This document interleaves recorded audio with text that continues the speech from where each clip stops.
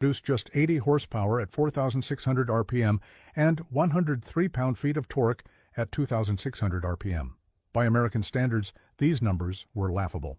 A contemporary Chevrolet Impala with the base 283 V8 made 195 horsepower. Even the compact Falcon with its inline-six made 120 horsepower. The Corona's 0-60 time was a leisurely 19 seconds. Top speed? About 87 miles per hour, downhill with a tailwind. But Toyota's engineers weren't chasing horsepower. They were chasing something far more valuable: mechanical sympathy. The 3R engine was understressed to an almost comical degree. The cast-iron block was massively overbuilt, with thick cylinder walls that could handle far more pressure than the mild cam and single carburetor would ever generate. The compression ratio was a modest 8.51, allowing it to run on regular gasoline without pre-ignition. The three-bearing crankshaft was forged steel, balanced to perfection. The connecting rods were shot-peened for strength.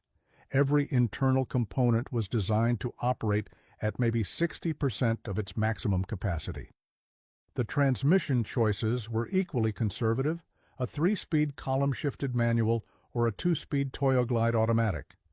Not 4 speeds like sporty American cars, not even floor-shifted. Just 3 forward gears operated by a column-mounted lever that Toyota called 3 on the tree. The gear ratios were widely spaced but perfectly matched to the engine's narrow power band. First gear was good for 25 km/h, second for 50, and third would take you all the way to that 87 mph maximum. The synchronizers were brass, double-cone units that could handle ham-fisted shifting from tired taxi drivers all day long. The suspension was pure simplicity: independent front suspension with coil springs and wishbones. Solid rear. Axle with leaf springs. Nothing fancy. No sophisticated multi-link setups. No air suspension. Just proven technology executed with fanatical attention to detail. The ball joints were sealed and pre-lubricated for 30,000-mile intervals. The shock absorbers were specifically tuned for American roads, softer than Japanese market versions to handle expansion joints and potholes. Those bias-ply tires everyone mocked?